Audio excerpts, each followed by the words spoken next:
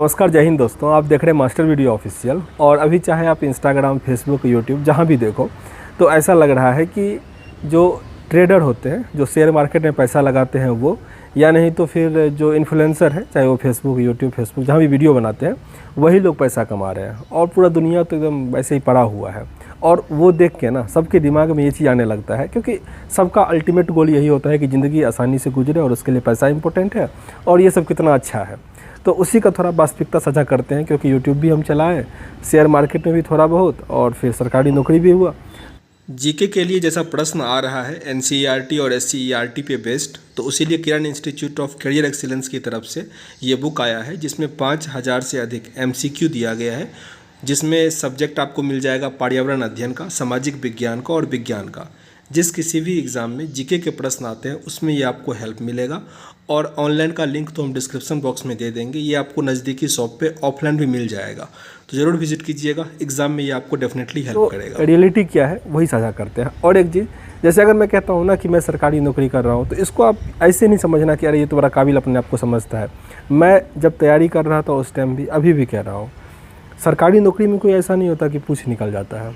आप बस पैसा कमाओ, वो इम्पोर्टेंट होता है, ठीक ना। क्योंकि पैसा का वैल्यू है। जैसे मान लो किसी का नौकरी निकल जाता है, तो आपको चाहे भाई हो, पापा हो, जो भी रिलेटिव हो, आपको टोंट मारेंगे कि देखो फलाना को हो गया, ये हो गया।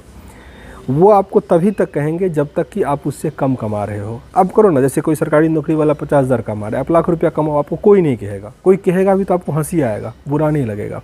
तो मेन अल्टीमेट होता है पैसे का। तो चलिए अब बात करते हैं कि यूट्यूब से मैं अगर अपना जर्नी बात करूँ तो कैसा क्या था। मैं 2019 में लगभग शुरू किया हुआ था और अभी 2024 चल रहा है, लगभग यूट्यूब चल ही रहा है मेरा।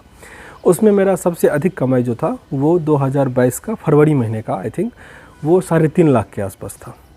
तो अब आप लोगों में से बहुत को ऐसा लग रहा होगा कि अरे एक महीने का 3.5 लाख, अगर 3 लाख भी है तो एक साल का 36 लाख, 2-3 साल भी इतना कमाई हो जाए तो फिर काहे नौकरी करने का ज़रूरत क्या है।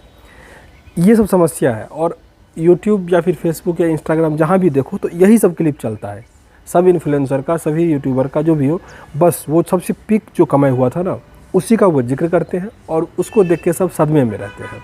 देखिए, कुछ हर एक फील्ड में टॉप लेवल पे है 1-2%, उसका तुलना कभी अपने से नहीं कीजिए।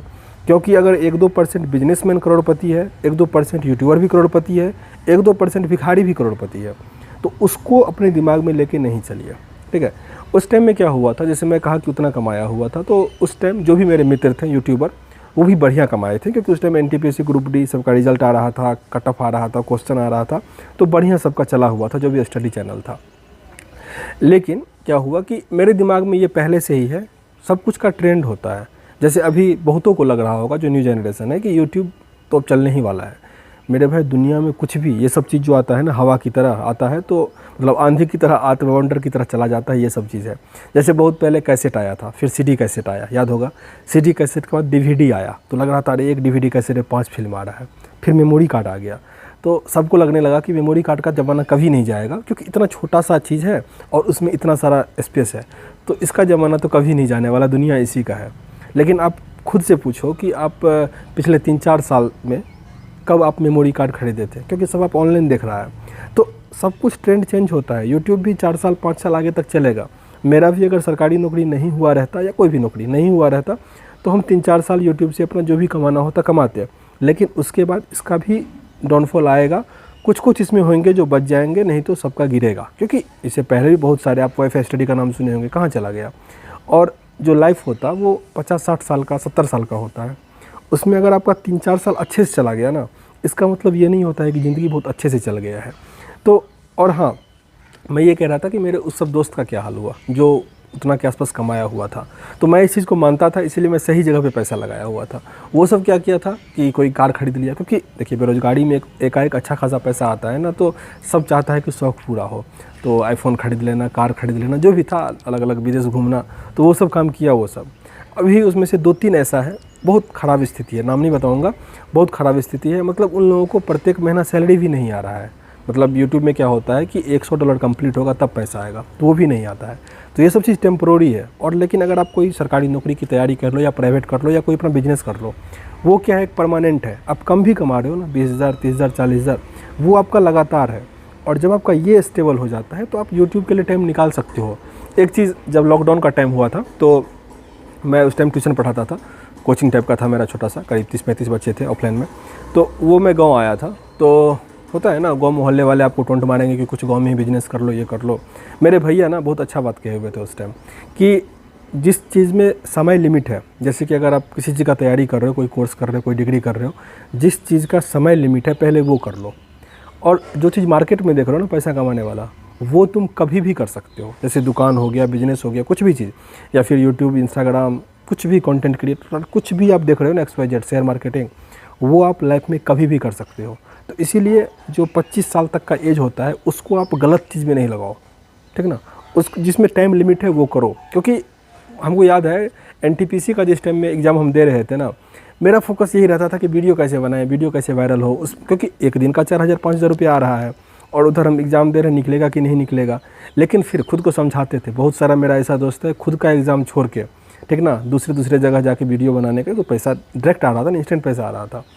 तो अपने चीज़ को, अपने आप को मनाइए कि जो स्टेबल चीज़ है ना, सेम शेयर मार्केट भी है।